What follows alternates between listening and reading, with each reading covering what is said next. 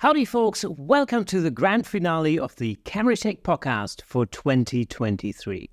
Before we dive into the nostalgia of my top 10 moments from this incredible year, I want to take a moment and express my deepest gratitude to each and every one of you. Your support, whether through listening, watching on YouTube, or engaging in our community on social media, and supporting us on buymeacoffee.com, has made every episode an absolute joy to create. I truly appreciate the feedback, the messages, and thoughts that you've shared. It's what makes this podcast journey so rewarding. And of course, a massive shout out to our phenomenal guests who've graced the show with their wisdom and talent. I've learned a ton from these incredible individuals, and I hope you, our fantastic audience, have found valuable nuggets of information to elevate your own photography skills too.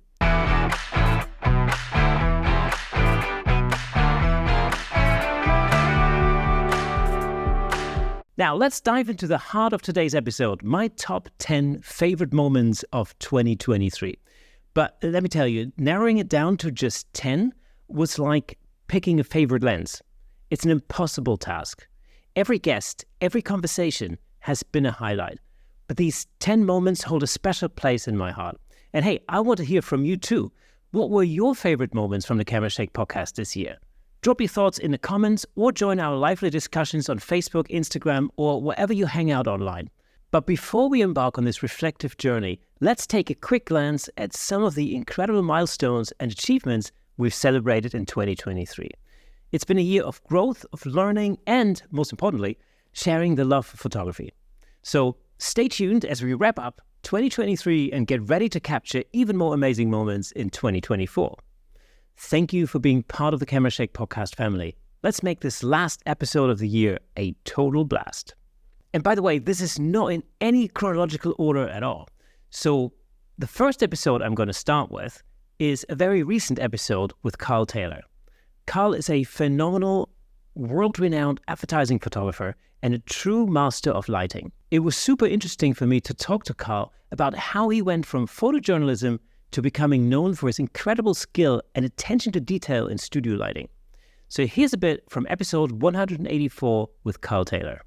How did you learn how to light? Like, what was your pathway into learning how to light? Because as a photojournalist, presumably you're predominantly using available light. Exactly. Obviously. I had no experience of lighting at all in the early days, other than natural light, as you say, or some small amounts of speed lights and fill-in flash.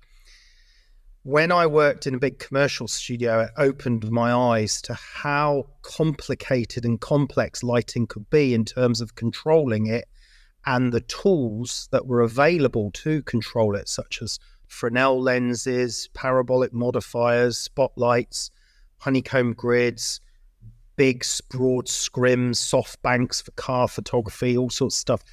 And I just was totally unaware of the complexity of lighting and what that brought to an image. I mean, we all knew that nice light, a lovely sunset or lovely dappled light through a tree could make a nice image. But I don't think most photographers in general, I'm talking amateur photographers, are really aware of why it provides, a great emotional experience to the image. So I became fascinated with light, and I suppose in answer to your question as to why I came to be known as a sort of lighting specialist is because I really made an effort to study light beyond the normal hard light, soft boxes, spotlights. I took it another level and started looking more at the physics and the science behind light and how light works, how it interacts, how it bounces, it refracts, things like inverse square law, everything to do with polarization of light. I started really to study more on the science side, and also in more recent years, more on the neuroscience side of how we react to images based on human evolutionary evolutionary for our own sort of protection, if you like. So a lot of the way we perceive images and faces and people and diagonal lines or horizontal lines is all to do with evolutionary process, all to do with preservation of ourselves as a species, that whole flight, threat, run thing. And it fascinated me then that on top of all of the science of light, there's this whole science on how humans basically digest images visually. And then I took those two things and combined them, and that's how and why I decide to create my images the way I do today. That's a super interesting angle, actually, to look at how we react on a sort of biological level, whatever you want to call it. Yeah, exactly. To particular types of light and the way that light falls. I'm guessing the impact that shadows have on. We see them in filmmaking very often, where light is used to underline, almost like psychological undertones, in a particular scene, and it becomes part of the storytelling process. Yes, totally. And you mentioned shadows there, which is a great point, because shadows are used quite significantly in a lot of my work to different types of shadows, different density of shadows, different sharpness of shadows.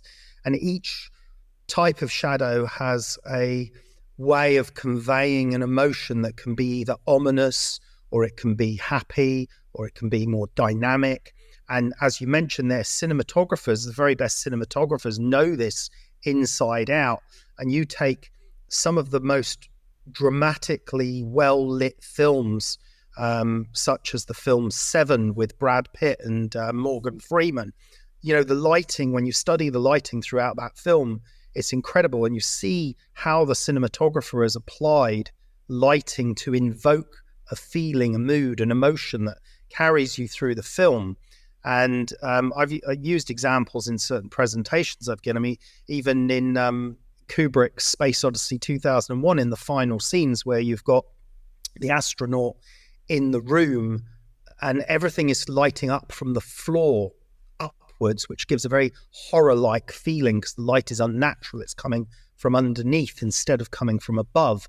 And that's all intentional to invoke those emotions of bizarre strangeness, if you like, to the atmosphere in the scene. And the very best cinematographers know this. And some photographers know this as well. Many photographers do know this, some that I'm friends with and work with. And it's that application of that knowledge into your images in a studio environment that can dramatically enhance or invoke the mood that you're trying to convey. And it's very slight tweaks to the lighting as well. So, for example, in some of my fashion and beauty images, I can have the same model, the same outfit, the same lighting position, and all I have to do is change the density of the light in the shadows via global illumination fill, and I can lighten the mood of the shot without actually changing anything other than the density of the shadows. And it's really interesting at what point the density of the shadows gives an atmosphere of edgy, more ominous feel compared to a lighter, fresher feel. And again, what's interesting about that, though, is not just that it does it, but why does it do it? And what is it about human perception that makes us perceive it that way? So that became something that I started to study several years ago more in depth. Fellow friend of mine and photographer called Tim Flack, incredible animal portrait photographer. He actually put me on to many of these concepts about 10 years ago, and how he uses it in his work. And then, I've kind of done further research on that since as well. The next guest absolutely blew my mind. Pete Souza served as the White House photographer for not one, but two American presidents, Ronald Reagan and Barack Obama. There are many of Pete's images that have been made famous around the world, but there was one I was particularly curious about, and that was Pete's well-known image of Barack Obama in the Situation Room at the White House whilst the Osama bin Laden raid was going on. I wanted to know what it was like being in that room at that time. Have a listen to what Pete had to say. Some of your photographs are so significant because they were taken at such significant moments in history. I'm thinking the what was it called? The Situation Room during the Bin Laden raid, for example. Yeah. What was it like being in that room at that time? Yeah, I mean, so that was certainly a historic day, and I think that I think the two words to describe that day and that being in that room were tension and anxiety. I mean, we're talking about this, 12 years after the fact. I think what people lose sight of is that that raid being successful was not a given. They did not know for 100% sure that Bin Laden was even there. It was a risky decision to launch that raid, no question. And a lot of things can go wrong. Something did go wrong where a helicopter ended up almost essentially crash landing. And yet they had prepared for every scenario, that even though that helicopter bit the dust, nobody died. No member of that team was injured. But it was a risky raid. And so I think that you could feel that as he and his aides watched, this whole raid unfold, just not knowing what was going to happen. And I also, when I give my public presentations and I show that photo, I also mention that, all the people in that room are used to being decision makers. And they had, he had made his decision, but now, there was nothing they could do in the moment to affect the outcome. And so that's got to be a very unsettling feeling, to be sitting there watching this raid take place and not knowing whether it was going to be successful or not. So that gives you a little bit of background of what the feeling was like, I think. So at that moment when you were in that room and everything was happening, I'm guessing they were probably watching screens of what was going on at the time. Yeah. Was it difficult to concentrate on your job at that time? I mean, how did you keep it together at that point when all of that's going on behind you and that atmosphere is happening in that room? I think to keep in mind, this was May 2011, so I'd already been in the job for 2.5 years. I'd been in the Situation Room like so many times for so many meetings. And obviously the what was taking place was much different than, previous meetings in that room. But there was a familiarity in being in very tight, tense situations.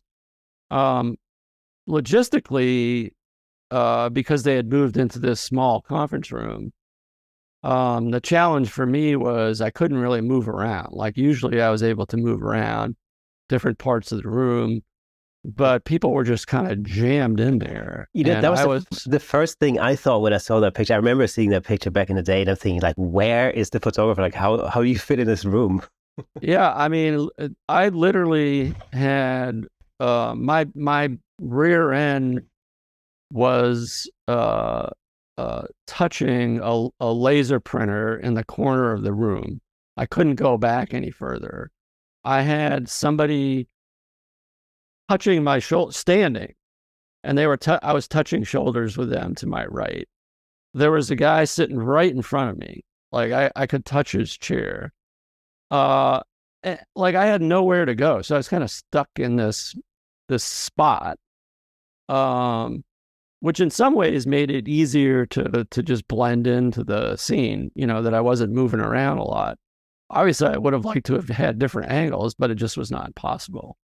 So, and I was very selective in photographing, so that this is before mirrorless cameras were really any good.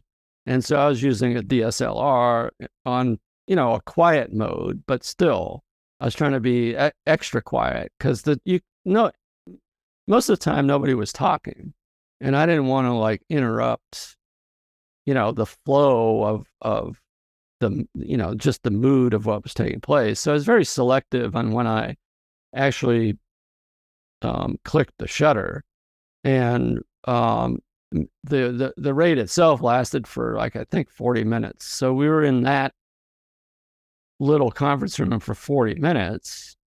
And I think I only shot like 100 pictures, which is not a lot, in 40 minutes. So I was being very selective on when I was clicking the shutter, just to be as unobtrusive as possible. Wasn't that incredible? Next up is episode 140 with none other than tour photographer and overall photography encyclopedia, David Bergman. David's 10-year tenure. 10-year tenure? 10-year, who writes these scripts? David's 10-year tenure. I can't pronounce this word. David's 10-year stint with Bon Jovi has produced some of the most recognizable rock and roll imagery there is, and his video series, Ask David Bergman on Adorama TV, is one of the most watched on YouTube. I was lucky enough to have David on the show during 2023 and eventually spend a week with him in the Lofoten Islands shooting the Northern Lights. But more about that in a little while. Have a listen to this. He is the ultimate Adorama TV Jedi Master and the only person who is allowed to shoot John Bon Jovi's kids. Give it up for Mr. David Bergman. David, man, how are you? Hey, Kirsten, great. Thanks for having me here. I appreciate it. Fantastic. So what is the deal with John Bon Jovi's kids?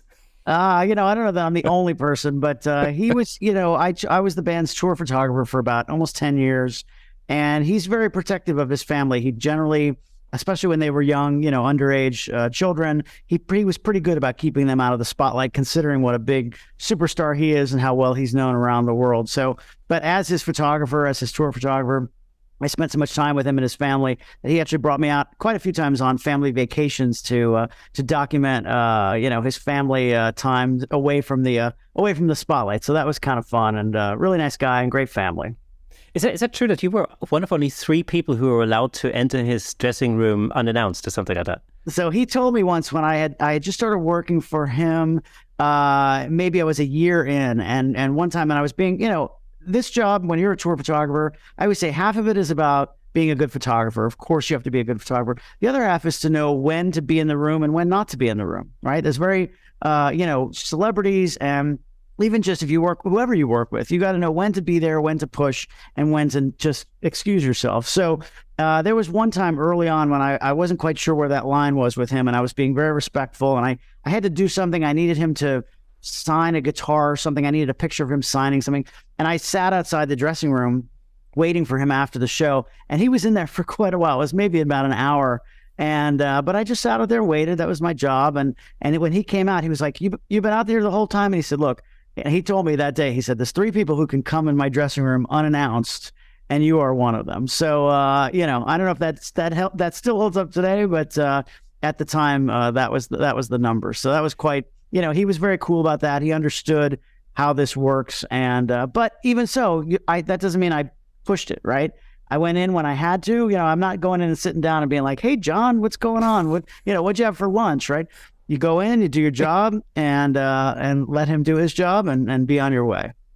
It must be, especially when you're on tour with somebody for such a length of time, which I'm guessing, Bon Jovi tours would have been going on for like the best part of a year. Several months, I guess, right? For sure. Yeah, 2013 was the biggest one I did. We did 102 shows on 6 continents that year. Wow. Yeah, it must be, I think it must come down to people skills ultimately, because I know, because I'm a musician. In a former life, I was a performing musician, and I know how difficult it is when you're on tour and you're literally, you're with the same people every day. It's not necessarily what's easy. In the touring industry, the expression is, you've got to be a good hang, right? You got to know how to hang out. If you don't get along with people, if people don't like you, we live on tour buses together. We're on the plane all the time. We work together and we live together for the most part. If people don't like you, they're kicking you off, right? You're not going to make it very far in this business. So you got to be a good hang. Yeah, you got to be a real people person, I think. That's absolutely, that's definitely. So how did you get to be on tour with Bon Jovi?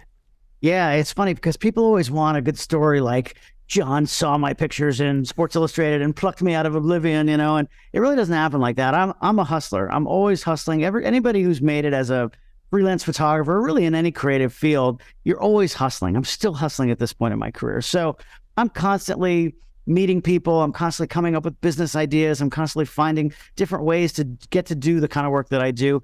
And Bon Jovi was just kind of that story. I had done a lot in my career up to that point, and I was always meeting people, and I wanted to tour I had done other tours. I spent some time with Bare Naked Ladies and a few other, big arena artists, but I wanted to do one of those big stadium bands, one of the giant, well-known, playing around the world at stadiums everywhere. And so I just tried to pitch everybody I could. And you can't look up on Google, how do I contact Bon Jovi's manager? There's no way to do it. So it's just in the industry, and I would meet somebody randomly who's like, oh, my lawyer's brother's cousin's son works for Bon Jovi's house cleaner, and whatever it was, anything I could get to the band, anything I get, and them and every other band that I could, possibly get something to. And over the years, eventually, I wound up getting a meeting with Bon Jovi's management, and that night I was shooting. So it's just, you just never know where it's going to come from, but you just never stop working for it. And eventually, you'll never hear about all the ones I didn't get, right? You're only gonna hear about the ones I did. And so, it's like I said, it's not just like, oh, I just called John Bon Jovi and he brought me out. It doesn't work that way. I know your background is in music, really, because you're a drummer or percussionist. That's right. Yeah. Actually, I don't play actively anymore, but I'll tell you a quick funny story. I was doing in the 90s. I worked at the Miami Herald. I was a staff photographer at the newspaper. I was a photojournalist, and I had to do a portrait or picture session with Arturo Sandoval, who's a famous jazz trumpet player. And I wasn't intimidated, but I have such respect for him, and he's such a well-known person in that world. And I certainly knew who he was. And we had some time to kill before I had done my thing, and we're waiting on the writer. And I remember saying to him, like, oh, I went to Berkeley. I used to be a musician. He goes, always a musician. I was like, oh, you're right. So even though I don't actively play, I am still a musician, but I don't actively play drums anymore. It's been a while since I've actually sat down at a drum kit, but it is my background for sure. Yeah. It's amazing, out of all the guests that we've had on the show, over the last few years, it's amazing how many people are also musicians or have a musical background. I'm always thinking one day we should put together a camera shake band. The camera shake band. What's funny? I've noticed that too, in that it must be something about that part of the brain. I know a disproportionate number of photographers who specifically played drums. I don't know why that is. Musicians, a lot of musicians, but more drummers than anything else. Not a lot of bass players, not a lot of singers, a lot of drummers. So I don't know. Maybe a neurologist can tell us why that is. But I've seen a correlation there. It's funny because I've had a message only last week from one of our listeners in Sweden, and I've forgotten the name of the town, but I'm sure he'll be in touch and remind me. But he's also a drummer. So it's you might be onto something there. There's a disproportionate amount of drummers listening to the show. Maybe, I don't know. I know quite a few. Yeah. My brain was just rattling through a whole bunch of drummer jokes, and I'm not going to go there. Not for today. No. Hey, let me just jump in real quick to tell you about the amazing sponsor of this episode, Platypod. Platypod offers innovative camera support systems designed to unleash your creativity. With their stable, versatile, and portable solutions, you can capture stunning shots like never before. And I'm not just saying that. As the host of the Camera Shake podcast, I can personally vouch for Platypod's incredible products. They've become an integral part of the show. In fact, I'm surrounded by various Platypod products holding up lights, cameras, microphones, and so on. It's really helped to transform the way I make the show and the way I shoot at home, in the studio, and on location. But don't just take my word for it. Explore Platypod's website at www.platypod.com to discover their range of products, including the Platypod Extreme, Platyball tripod heads, and the brand new handle, of course. Make sure to follow Platypod on Instagram and Facebook at Platypod Tripods for exclusive updates, tips, and giveaways. By choosing Platypod, you're not only investing in your photography, but you're also supporting the Camera Shake Photography Podcast. Thanks again to Platypod, our amazing sponsor. Platypod, where innovation never sleeps. Now, this next episode is very special to me because eventually, in late September 2023, I managed to meet up with my friend Dave Williams in the LOFOTEN Islands in northern Norway to shoot the Northern Lights and create incredible landscape photography as well as phenomenal portrait imagery with our real-life Viking models in what is most definitely the most breathtaking landscape on the planet. The workshop we taught out there in Arctic Norway was, without a shadow of a doubt, an absolute highlight of the past year. So check this out. Hey, I am Bob Pierce. I came from Memphis, Tennessee. I typically do a lot of real estate, architecture, photography, and then some portraits and headshots. And I heard about it from this guy over here, David Bergman. And he called my parole officer, and they worked it out and said it was okay if I left the country. So here I am. Oh boy, it's going to be that kind of podcast. Yeah, I'm David Bergman. I'm a Canon Explorer of Light, and I'm a tour photographer, also a photo educator myself. And I couldn't be happier to be here. I heard about this on Kirsten's podcast. I was actually on the Camera Shake. I don't know what number that was. Yes, roll back. If you're on YouTube, if you're listening on YouTube, well, if you're listening to the audio version, of course, check it out. But if you are watching on YouTube, then just go into the playlist and check out that interview with David Bergman a few months ago. First class. Anyway, but do that after you've finished watching this episode because we're not finished. Yeah. So I was a guest on the podcast, and then a few episodes later, Dave Williams was on, and I saw that he was hosting this workshop. And I teach a lot of workshops myself. I've never seen the Northern Lights, and I've always wanted to photograph the Northern Lights and see it. And we're up here in the north of the Arctic Circle, and I thought, what a great opportunity to come hang with some friends and make some pictures and see the Northern Lights. And that's what it's been. So it's been awesome so far. And you mentioned you've never seen the Northern Lights before this. And I think that's probably true for most of us, except for Dave, of course. But am I right in saying that none of us, including myself, had ever seen the Northern Lights before? Is that right? Yeah, I live in New York City, and so I see tall buildings. We can barely see the sky, yes. Yeah. So there's no opportunity to see the Northern Lights. I do travel around the world a lot, but it's rare that I have an opportunity to spend, because the Northern Lights, as I learned this week, you don't see them every night, right? The weather it's very weather dependent. It doesn't happen every night. So I just have never had the opportunity to spend a week chasing the light and chasing the weather to try to get some pictures. So we've all come here to chase the Northern Lights, and we're going to just hear from Dave Williams for a second, who's going to explain to us why this is the perfect spot on the planet, the best spot on the planet to come and see the Northern Lights. So why is that? There's a couple of reasons, and so to briefly touch on all of them, the weather here, we've not had the best weather this week. We have been chasing, but the weather here generally is pretty good because the sea carries the Gulf Stream. That warms things up, and it tends to give us calmer, better weather. And then in the winter, when the weather comes from the north, because it's so cold, we tend to have clearer skies. But then when you think about how the Northern Lights work and the fact that the Northern Lights are essentially electric, they're getting attracted to the granite in the mountains. And this is just one huge chunk of granite. So that's great. We're at the center of the auroral oval here in Lofoten. And we have the longest season. So because of where we are, we're in the Arctic Circle, but not too deep into it. We're about 100 miles into it. It means we've got the longest season from... I started shooting this year on the 18th of August. So it was still summer. As soon as you can see a star in the sky, you can see the Northern Lights. And then I'm expecting that we're going to go through till mid-April, maybe a tad beyond mid-April. So there's lots of reasons why this place is great for that. But then when there are no Northern Lights, when you need to occupy yourselves in the daytime, it's absolutely stunning out there. Even right here where we are, at this fishing village, at Svinøya, it's just beautiful. It's without a doubt one of the most stunning places on Earth. And of course, it's also the birthplace of the Viking culture or civilization. Yeah. And that's exactly why we have our two Viking models with us every day. So not only have we been chasing the Northern Lights, but we've also done a lot of portrait photography. We've shot Vikings in their natural habitat. And it doesn't take a lot of imagination when you see that in the landscape. Absolutely. It really doesn't take a lot of imagination to really understand what that must have been like 1,000 years ago in this area. It's still that rough, that rugged. It is the word. Yeah, it's rugged. Exactly. It's just such a stunning landscape. And of course, that's the other thing that we've been doing. We've been doing portrait photography. We've learned how to shoot the northern lights, and we've also gotten into landscape photography, for example. My mind is still blown from that. But at some point during 2023, it occurred to me that we had never had a toy photographer on the show. And there were 2 toy photographers in particular whose work kept popping up. And I remember thinking, wow, this is incredible. How do they do that?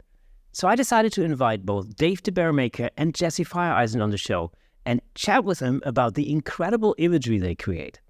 So here's a bit from episode 151 with Dave the Bearmaker, where he tells me how he got into making toys look like imagery straight out of a Hollywood movie. You know, you're photographing the toys or the action figures, let's say, but then you're also building the sets.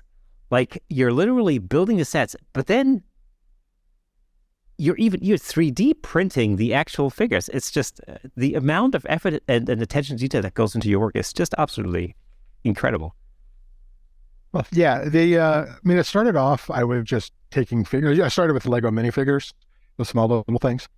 And I was just throwing them on my desktop or my desk and just shooting them. And I didn't really worry about the background or anything like that. But over time, I've tried to add more of myself into my work and not just I used to just kind of go, this is the toy, it's what it is, I'm going to use it.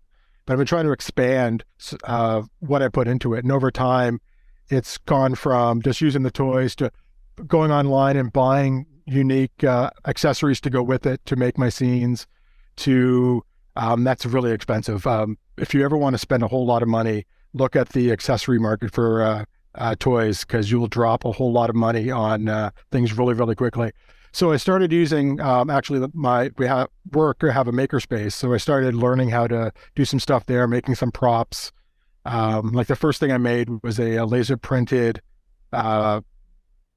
sewer grate that I used for Teenage Mutant Ninja Turtles. So the turtle was poking his head out of the sewer grate. So that was the first thing I made that was really a prop. And then from there it kind of snowballed. Really kind of after the COVID lockdown is when I really kind of got into making my own stuff because I had time. And I just started making things and learning how to do it and realized it's not that difficult in the grand scheme of things. I started out thinking I don't have the skill for this because I can't draw with beans and I can't cut a straight line on a piece of lumber to save my life. So I was living under the impression that I can't do the physical things. I'll stick to the pre-made stuff and then fix it in Photoshop because I'm good at Photoshop. But I've realized that it's not that difficult to get your work to like 80% looking good in real life. And that's enough for the camera. The camera actually provides a lot of grace when it comes to those types of things. So I've realized that was good enough to kind of make it look decent. And then once I figured that out, I just kind of snowballed and now I kind of make everything from scratch. At least some stuff from scratch. So did you have to learn all those skills, like the model building skills and the I mean, even just, I say you 3D print your models, but then you also hand paint them and they look incredible. Yeah. Some of that's thanks to Photoshop and thanks to the camera. All of that stuff I had to learn. And really I've only been painting the minis for maybe the last year or so. Just because I just kind of got to the point where I wanted to create those figures that I couldn't buy on the shelf. I started painting. And when you look at, and I did it mainly by watching YouTube tutorials. YouTube is a gold mine for this stuff. Pretty much anything diorama related, there's a YouTube thing somewhere that I use to learn it. But it's actually not that difficult. And I don't say that as in like, Dave knows what he's doing, but it's really not that difficult. I think what kind of takes it from meh to okay or impressive looking, I guess you will, is that you have to kind of layer on details. So you print off the figure, then it's just a gray thing. You put on the base coat of, okay, his pants are going to be blue and his shirt's going to be red and his face is whatever skin colors the character is. But then you have to take it another step and then paint in some other details to bring out some of the details and accentuate the shadow areas by using like a technique called washes, which is like a really light coat of paint that just kind of settles into the dark areas and kind of adds a tone. Then you do dry brushing, which is basically taking a brush that almost has no paint on it and just lightly brushing it over the figure, and that gets the paint on the highlight. So if you use white on that, then it kind of brings out the details like in the cloth and stuff, which kind of makes the figure pop, and it doesn't look so much painted as it does more realistic. And then when you add the camera lights into it, it kind of brings out all those details. So that was pretty crazy. But then I had an opportunity to speak to Jesse about how he created an amazing image of an Imperial Star Destroyer in space. I love behind-the-scenes footage, and hearing firsthand how he built, shot, and lit that model was a real eye-opener. So how the heck did you make that image? There's actually a lot going on here. So I guess to kick it right off, so it's two completely different scale models. The Super Star Destroyer in the background is about a 2-foot. It's actually a game piece. There's a tabletop Star Wars game. I think it's called Star Wars Armada, I think. And this is about a 2-foot game piece that goes on your table and you can flash. I've never played the game, but they make great little models. I've got a couple of them now for different shoots. So that's the model. Now to give it a sense of scale, I focus stacked the image of the Star Destroyer because I couldn't get it all in focus in one shot. So that was a tip. That was the tip I learned a while ago.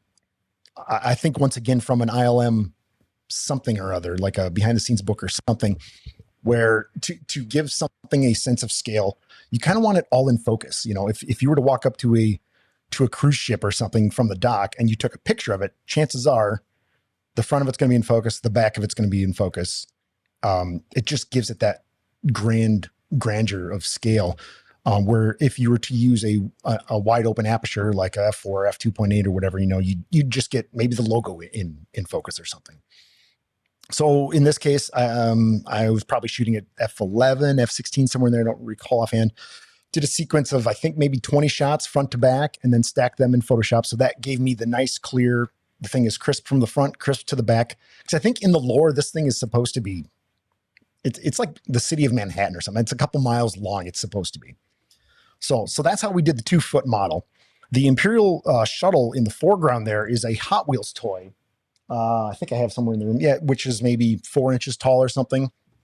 So when I shot the Star Destroyer, I removed that, put the Imperial shuttle in similar position so it had the same single light source.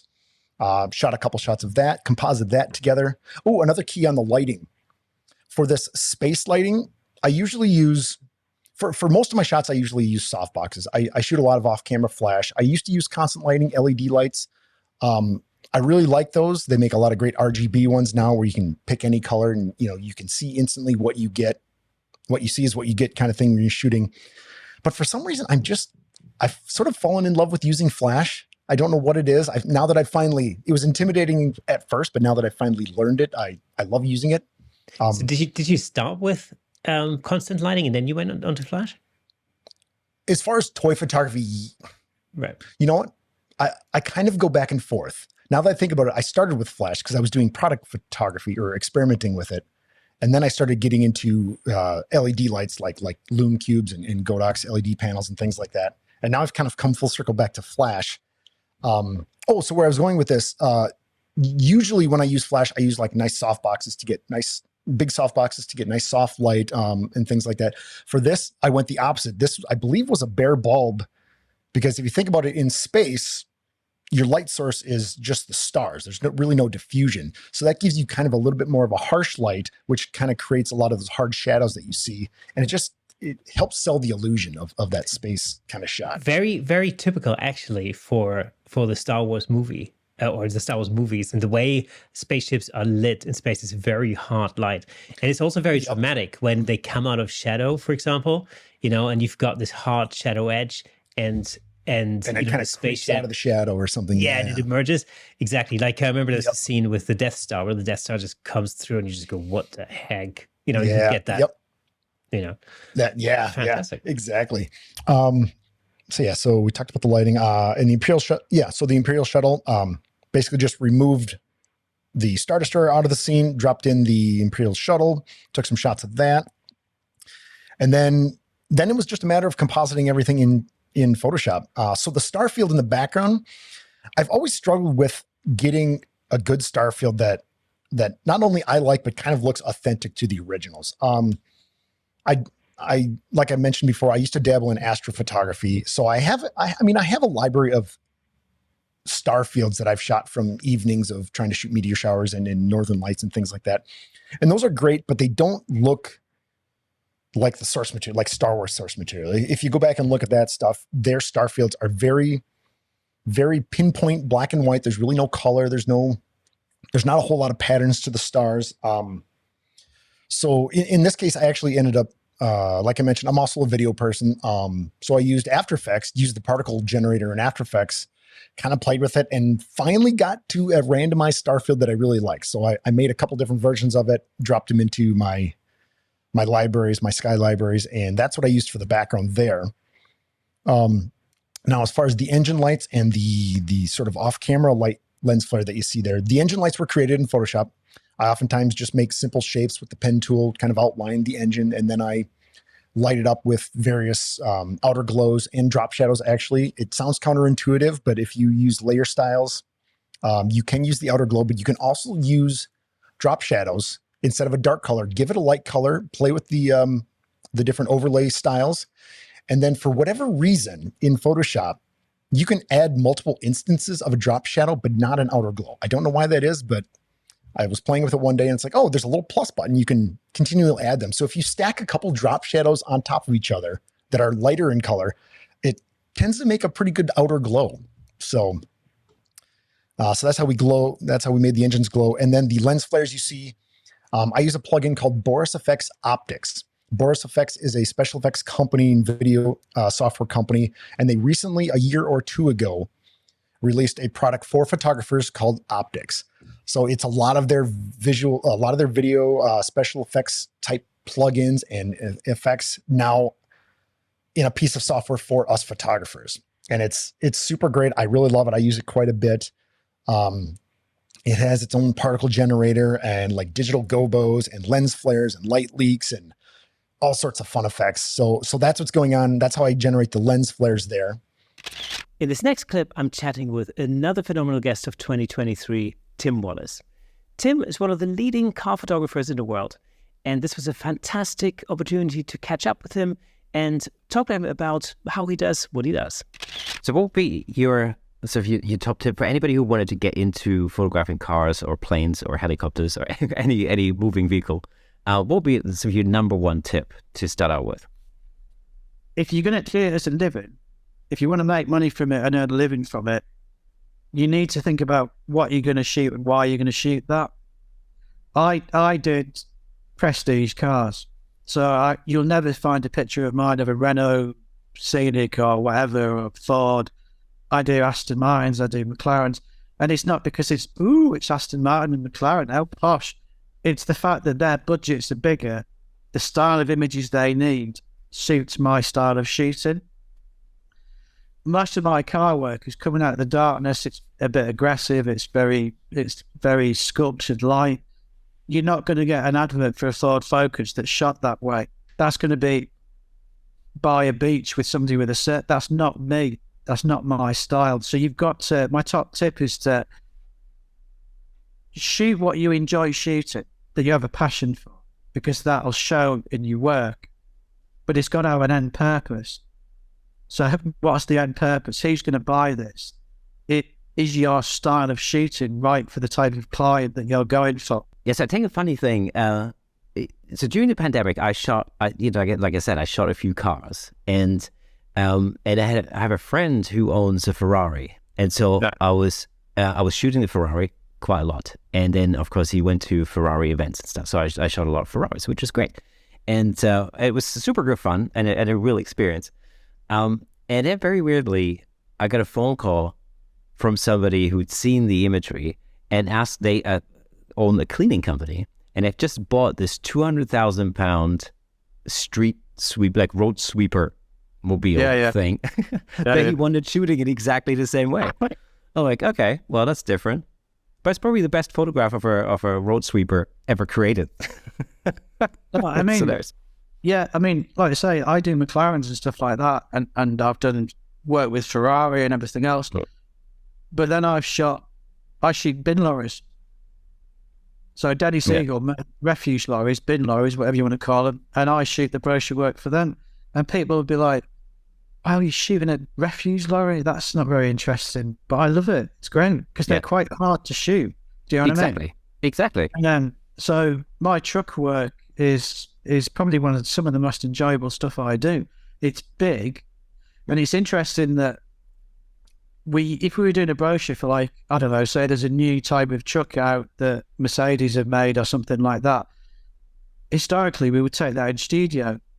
But when we were in lockdown, the studios were closed. So suddenly we had a nightmare because we couldn't do location work, because some of the locations that we were trying to use, they were like, no, you can't do that. You can't have people around and everything else. The studios were closed, and a lot of the manufacturers were sending factory workers home, so the factories were half empty.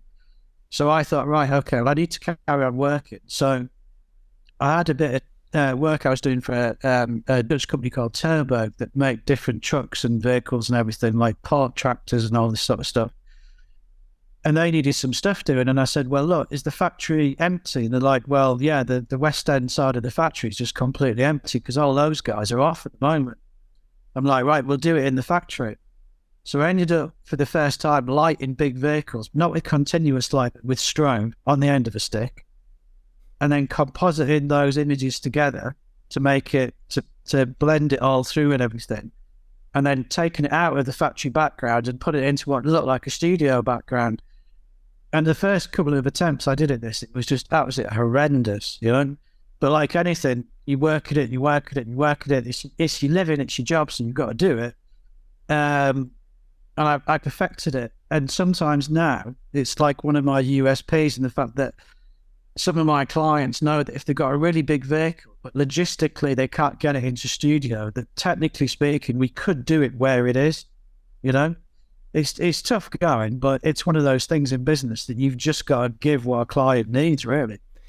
And then, of course, there was episode 146 with Lisa Carney, one of the most well-known movie poster retouchers and Photoshop educators out there. I talked to Lisa about some of her incredible work, and it was just interesting to me to hear her take on how AI might affect the retouching world in the future. Check this out. Talk about Photoshop. Do you think, with all the AI developments and stuff, and the things that are happening, even as part of Photoshop now, do you think that's another sort of groundbreaking change when it comes to just Photoshop, but also retouching in general?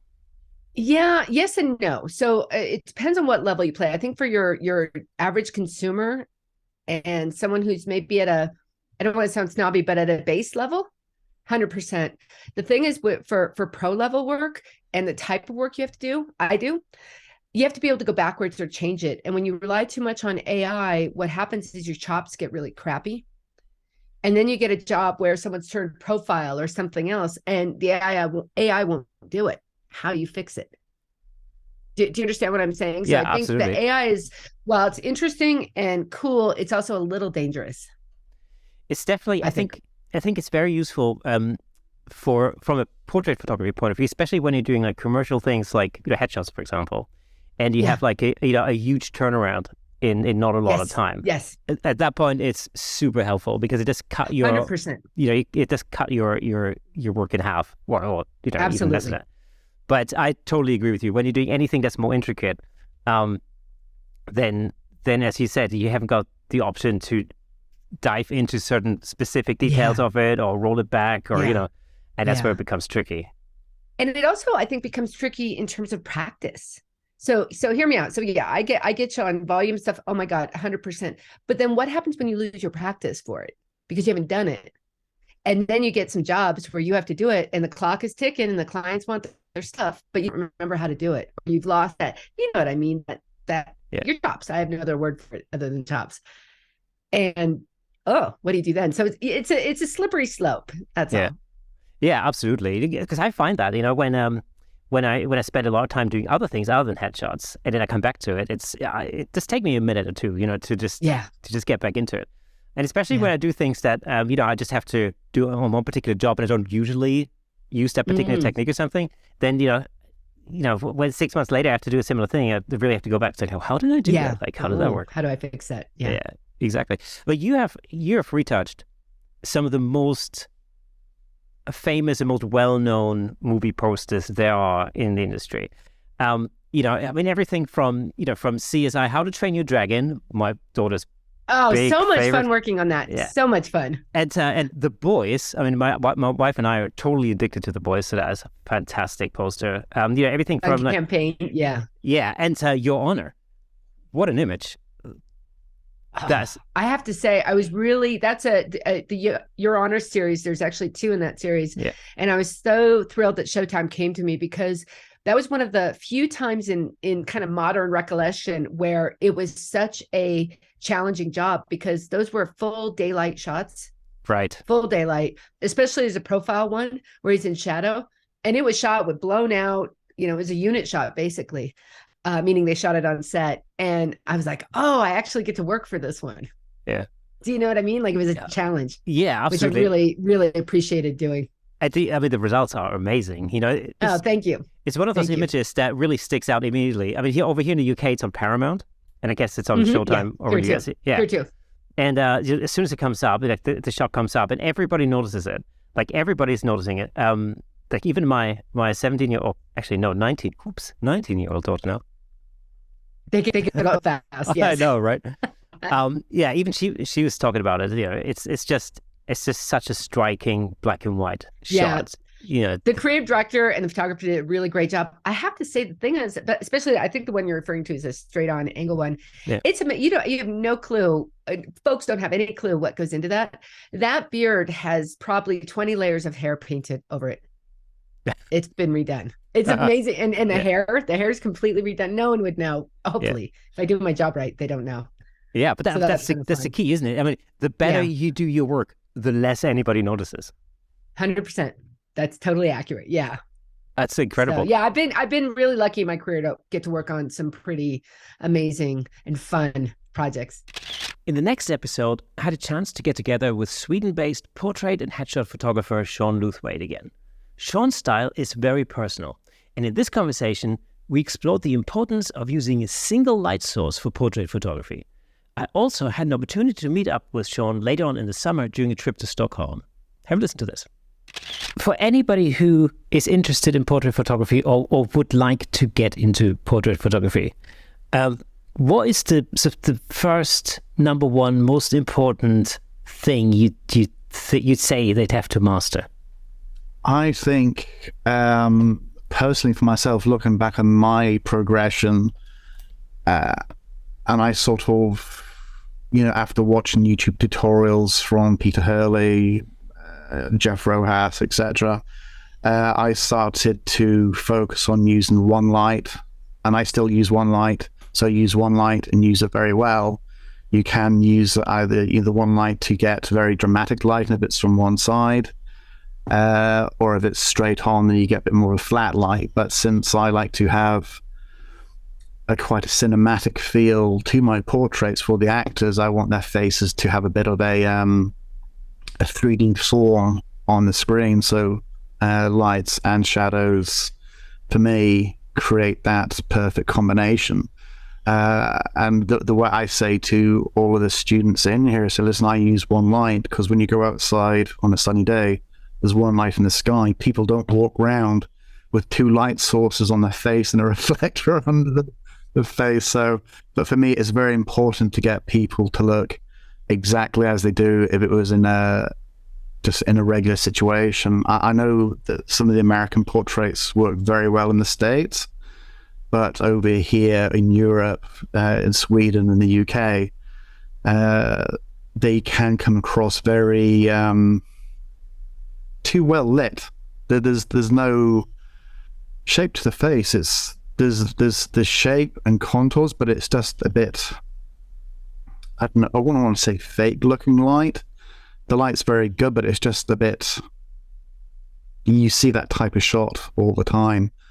So I want my headshots to stand out for using just the one light, and using it hopefully very well. I mean, from what I've heard from people that have shot there, they're getting headhunted from stage pool, headhunted to the States and stuff like that for doing movies. So it's, yeah, find one light source. My first light source was this 80 centimeter shoot through umbrella, a light stand that was barely hold the light up, and it was just one of those squiggly type daylight bulbs that you get. And I think it wasn't enough light to go through the shoot through, so the light had to be really close to the person's face. It worked for a certain amount of time, but then you have to progress, whether it's through strobe. I'm continuing using now LED lamps. I don't use any strobe at all because the flash affects the pupil of the eye. It dilates the eye. So people that have got colored eyes, I want their eyes to show out by not the same big black pupils. So yeah, using one light source and using it well. There's two interesting things in what you just said. Well, there's many interesting things, but there's two things I want to pick out on.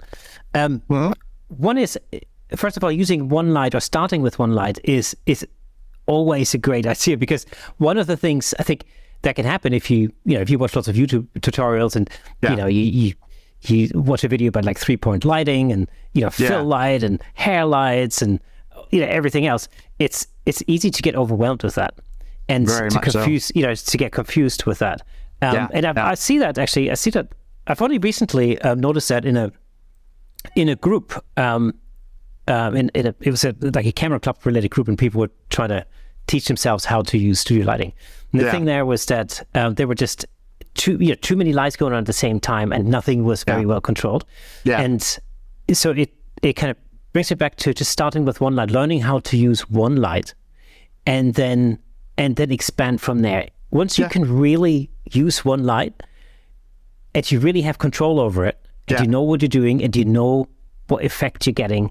If you then think, okay, I want to add an edge light, or whatever, or a fill, or whatever else, that's fine. It is actually really easy then to build up on that. Absolutely. I mean, for me, I do only use the one light. I now have 2 LED lamps, but I only use the one of them. It's a Godot SL 60, I think it is. And I've got a 90 centimeter parabolic softbox. So that now actually allows me to really focus a light. I can feather with it, so I can get full on lighting. So for that, as you said, use the one light, master it completely, so you don't have to think about it. Once you've done that, then you can introduce a second light source, whether that be through a silver-sided reflector, or, as you said, like a rim light often at the back. But yeah, one light. You only sort of really need one light to get an effective headshot. So if people like to use 3 lights, good luck to them. But for me, it sort of drags me a bit. I haven't used 3 lights. I've used 2. That was a bit cumbersome to get exactly how I want. So yeah, for me, I'm more than happy just to stick with the one light. So. The other thing you mentioned, that I thought was a really awesome tip is, you said when you look around, you see a lot of American style headshots that are usually 3 light kind of scenarios. Then, looking at a one light type of headshot makes that one stick out from the crowd. And surely that's a really good thing to just differentiate your own work a little bit. I think so. There's obviously plenty of groups on Instagram and Facebook that you can join. There is some very influential photographers coming out of the States, and their work is absolutely amazing. But they will offer courses or lighting techniques, and their work's really good. But for me, it's a bit too corporate looking for me to use as actors' headshots, and that's fair enough. But if you take out of a group, take the first 10, 15 photographs, they'll all be taken by 10 or 15 different people, yet they all look very, very similar. And whether the lighting is good, that work doesn't really stand out from the person next to him. And again, that there is a place for that type of light, and I like it. It's just not my cup of tea. I like to have shadows. I like to have depth. So and personality. I think that's the other thing. Yeah. I mean, because you said, a few years back, you were looking through Instagram, you saw a portrait, like it. Who was it? Stockholm Sean. The next day, oh, fantastic. So you do get a bit of a style that is recognizable when people do scroll through their feed. For good or for bad, it is recognizable. So yeah, the some of the headshots that actors do use online, some of them actually do work in casting agencies, and they'll get CVs in from actors, and it'll be the same thing. They'll have a page, a CV, what they've done, then it'll be the picture, and without even looking at who the photographer is, they'll recognize it as one of my photographs. And it's good. It's good because people are actually managing to find work from the work that I give them. So I'm more than happy to stick with the one light and create what I create. So I'm obviously doing something right. Another fantastic guest of 2023 was SLR Hut's very own Pi Jerser. Pi spoke to me about how he built up his 7-figure wedding photography business with some incredible business tips that are incredibly important for any photographer in any genre, actually. That's just incredible. Again, who writes these scripts? Check this out. We were approaching it completely different than an artist would. We approached it from the standpoint of I want to say an artist has a certain set of codes that they live by, to their own artwork, and there's nothing wrong with that, right? It's what drives them, and most certainly you should stick to that if that's what you believe. But we didn't have that. Our code was keeping the clients happy, so we did basically whatever it took to make our clients happy, and we made things simple and easy, and we tried to reduce as much friction in this experience as possible. And so it made it really easy because we served clients in a way that nobody was doing at that time. I think that really changed how we were able to enter and make an impact within a few years. So give me some specific examples of what you did differently to the competition, for instance, at the time. Well, a huge difference is just the sales process. The way that a typical photographer would sell their work is by talking about their work. You sit down, I'm going to show you my albums, I'm going to talk about what makes me different, and I'm going to talk about, this is the kind of cameras that I use, and I achieve this by, photographing at a very wide aperture, and I do this to get this look, and this is how I light, and what makes me unique is the way that I light. Well, we take it from a business and sales standpoint, which is I'm only going to talk to you about photography if you want to talk about photography. I'm going to sit you down and ask questions well, what are the things that you value in this experience? Why are you here? What are you looking for? And so we design a process around that, and we called this the wave. And the wave would be a process that we could then, so that kind of became my job, is over the course of once we were 2 years into it, we had to start teaching our teams how to do things. And I get kind of tired saying the same thing over and over. So why don't I just create education around it? And that was kind of where SR Lounge was born, was from that process of creating our own education. So I'd make a process for sales so that anybody coming in could basically replicate what we were doing in our sales meetings, like the partners. And that became the wave. But it's basically, the wave is, let's talk about what you value, not about my photography. It's, let's make you, the client, the hero, not me, your photographer. I'm Yoda. I'm the assistant. I'm the person that's going to help you to achieve whatever it is that you want to get. As opposed to I'm the one, I'm not Luke Skywalker, you are. So the wave was about creating that process that someone else could replicate in a sales meeting. So and then we just did that across the board. So you're basically the Obi-Wan Kenobi to somebody else's Luke Skywalker. Yeah, it's being comfortable, like taking that Obi-Wan mentor role, the guide role, as opposed to like, I need everything to be about me. Artists have a tendency to kind of, and it's unfortunate because like, if the clients are hiring you for their wedding, it's their day, it's their, it's their family shoot, it's their, whatever it is, it's for them.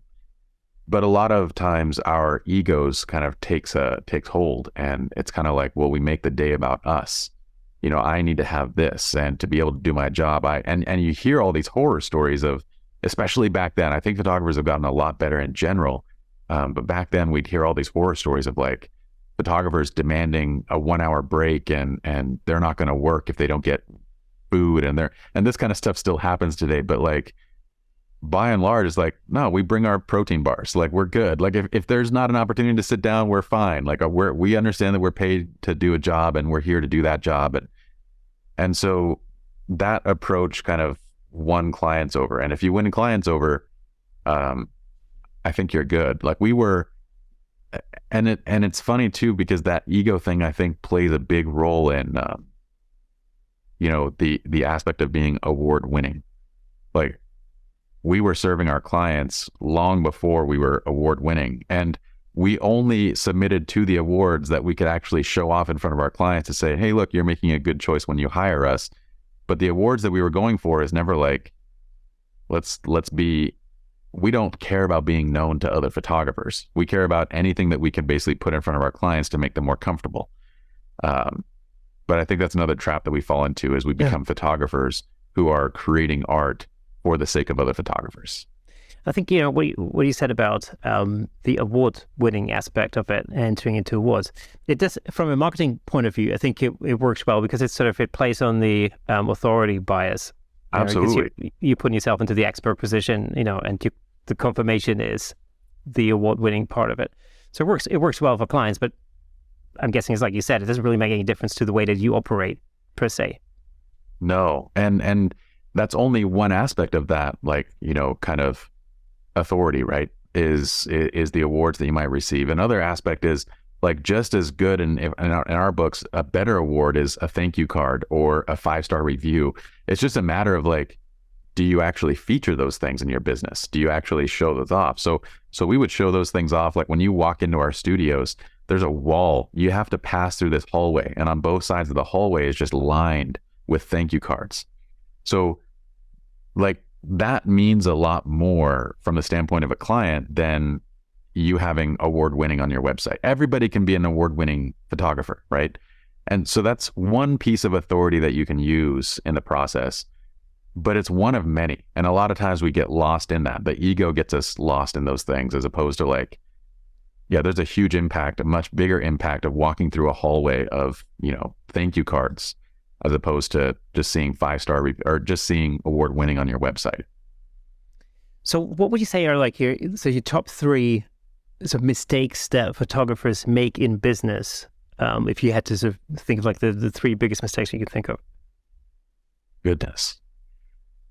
Top 3 mistakes. So I would probably say number 1, the highest mistake that I think a photographer can make, that most will fall into, and including ourselves, like it's not to say that we didn't make these mistakes either getting into this. It's just anytime you make the process about yourself, right? Anytime you're talking about, just like what we talked about in the sales process, anytime you're talking about your features, we call it feature selling. So when you're selling the features of something, you're making a huge mistake, because that's an opportunity that you have someone's time, you have their attention, and you can be talking about what they value and how you're going to deliver on the things that they value. And instead, you're talking about why you do what you do. So that's a huge mistake. And I would say the same thing carries through to any part of the process that isn't like client centric. I would say the second big mistake that photographers make is they don't properly automate and treat their business like a business. So like every tool that we've created, SR Loud was the first offshoot business that we created. It was all the education that we needed to train our own team. We then made it available to others, and we developed a platform, and It has over 500,000 visitors a month just on this platform, and we have thousands of students around the world. This was our second 7-figure business, was teaching people how to create their first 7-figure business. And that, I think, comes from just having a mind to anything that I'm doing repeatedly, I'm going to create a system for. So for me, it was education.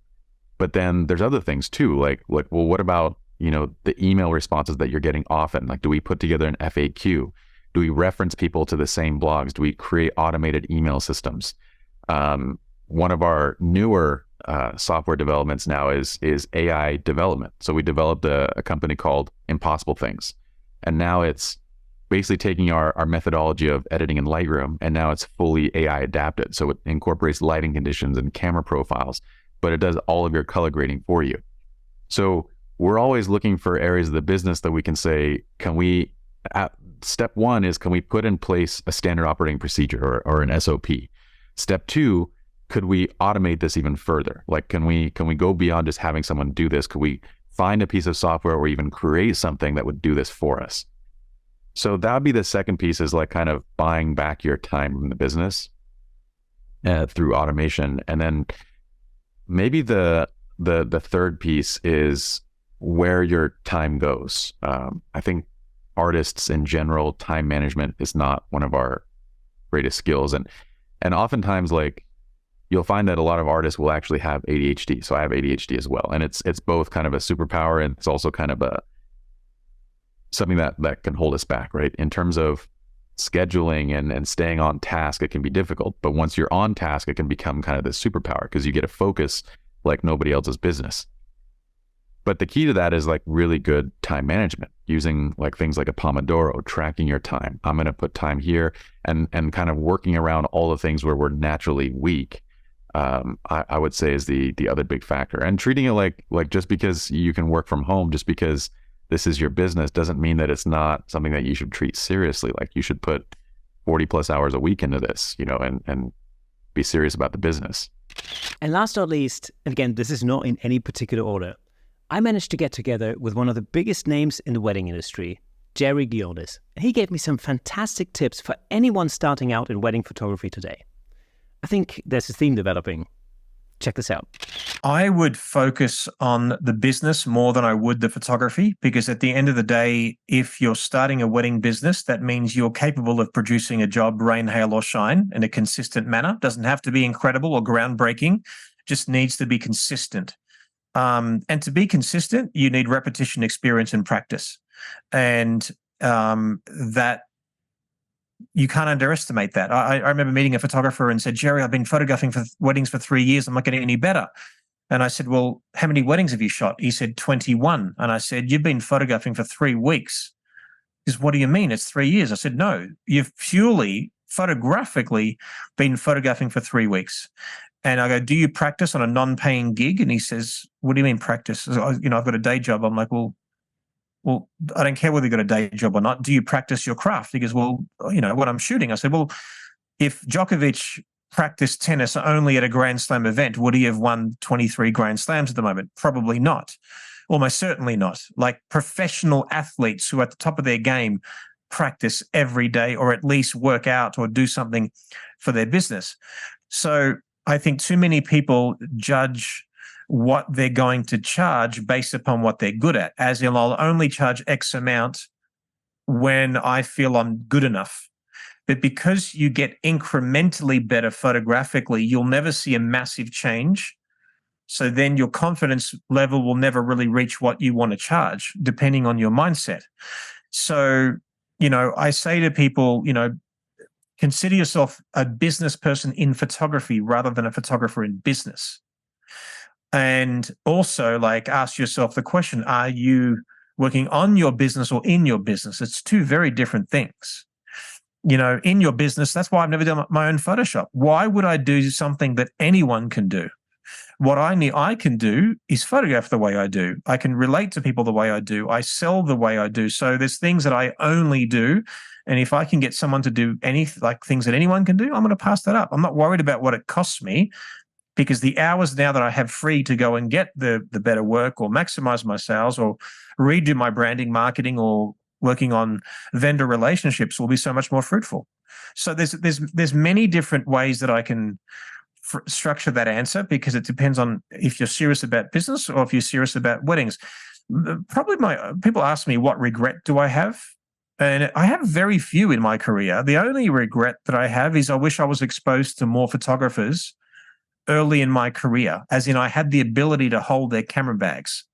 Or there's workshops like I do. My ultimate experience that I do for photographers is a 5-day workshop. I don't think there's anyone in the world that does a 5-day workshop, a single person all day, every day, and can cover weddings and portraits pretty much a university degree in 1 week. I can't think of anyone else. And I humbly say that. I'm just more proud of it than anything. And I say, if it's not me, someone else. But the shortcut to success, if you read any business book in the world, it will say, find a mentor, find someone that's traveled down the road before you and learn from them. And because you just have a shortcut, you fast track your success by knowing what to do, what not to do, understanding the complexities and intricacies of things that they wouldn't even thought of. What's your administrative workflow? What's your production workflow? What happens if you do get 20 inquiries this week? Could you handle it? Do you have a price list that's conducive of making money? Are you giving too much away? Are you basing your prices on what anyone else is doing? And so on and so forth. So repetition, experience, and practice will always be your best teacher. And then your business, you just have to treat it like a business. You know, it's not that you're creative and you can't, be both. I am very left and right brained. I just learned to switch off and on depending on what I need at the time. And yeah, there's a lot more to it than that, but that's the quick answer, even though it was long. So within that, what do you think are the most commonly made mistakes that you see wedding photographers make? Lack of confidence is the biggest one, and that is a result of lack of repetition, experience, and practice. So they go in not really knowing what to do, or they let a coordinator dictate the whole day. They don't sort of be assertive enough to establish the rules of engagement, as in, this is, if, like I'll often say, if I have any chance of not only meeting your expectations but exceeding them, then I need this time.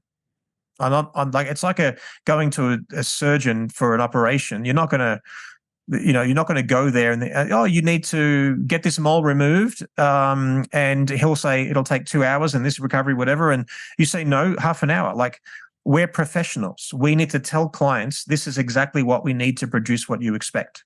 Therefore, you need to be ready at this time before the ceremony, and so on and so forth. So over the years, you sort of work out, when most things go wrong, it's usually our fault as photographers. So where they go wrong is lack of confidence, obviously lack of experience and repetition and practice, not treating a business like a business. And most people will say, I want to be a professional photographer, so I'll start my own business. And that's the biggest mistake you've made, because you're not treating it like a business. You're just floundering. You're like, a friend of mine has asked me to do their wedding. All right, I think $500 is good enough. Let me just charge that, or let me do nothing.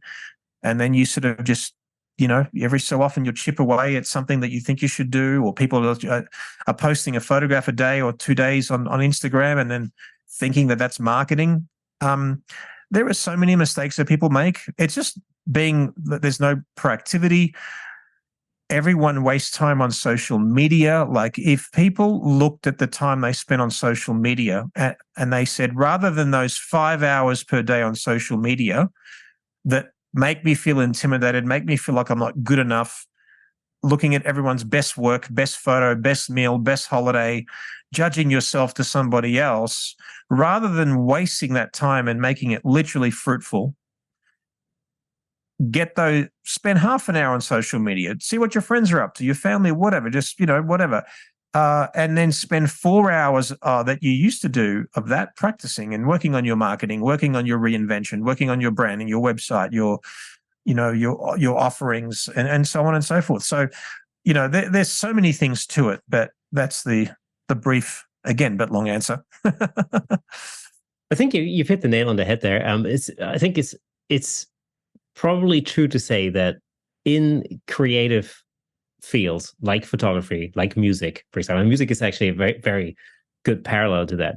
The vast majority of musicians come at being a musician from a creative angle, but that doesn't make them in any way, shape, or form experienced in the art of turning the craft into a business, which is why the vast majority of musicians are probably living a fairly breathless life. I mean, they're broke. Yeah, I mean, their biggest genius is their biggest curse. And it's the same with us, because we're all creatives. Your biggest genius will always be your biggest flaw. What makes people of photography great is your empathy and your sensitivity. You're a sensitive artist. You love people. You photograph them. Therefore, you just want to give everything away. Whereas that's so much disrespect for them, your clients, and for us. And let me explain that. For me, I love my family. I love my wife. I love my babies. So I'm like, well, how much will you pay me to take my attention away from my family? That's like the first and foremost question I ask myself. What will buy my attention to you? Because it's not going to be on my family if it's on you. And it doesn't mean if this job takes half an hour, you're not paying for the half an hour. You're paying for the 30 years it took me to learn what I'm going to do for you in half an hour. So the fact is that, if you love what you do, and there's plenty of people out there that will take advantage of it. I know so many people who photograph celebrities and they make almost zero money, sometimes for the pure, just, hey, this is you should be privileged to photograph so-and-so's wedding or so-and-so's shoot or the red carpet, and they make nothing. And I'm like, who do you love more? A stranger that you watch in movies, or your wife or your husband that's begging for your attention? So it's a tough one. We've got to balance what makes us great, but it can also be the death of us. And there you have it, folks. A whirlwind journey through the best moments of the Camera Shake podcast in 2023. What a year it has been, filled with incredible stories, insights, and unforgettable experiences. I hope you've enjoyed the stroll down memory lane as much as I have. Each episode, each guest, and each conversation has been a unique adventure, and I'm grateful to have shared it with all of you. Thank you for your continued support, for being part of this fantastic community, and for making the Camera Shake podcast what it is. As we bid farewell to 2023, I'm already buzzing with excitement for what lies ahead in 2024. There's a lot more to explore, to learn, and capture together. So stay tuned, stay inspired, and keep that shutter clicking. Remember, the magic happens not just behind the lens, but in the stories we share and the connections we make. Until next time, this is me, Kirsten Nuts, signing off for the Camera Shake podcast. Wishing you all a wonderful end to the year, and may your 2024 be filled with endless creativity and stunning captures. Oh, and before I forget, there's a YouTube Live happening this Saturday, 30th of December, at 7 p.m. GMT. That's 8 p.m. for you Europeans out there, or 2 p.m. East Coast and 11 a.m. Pacific time. Come and hang out with me on YouTube, Facebook, or Instagram for this end of the year bash. All the links are in the description. So, I'll see you there.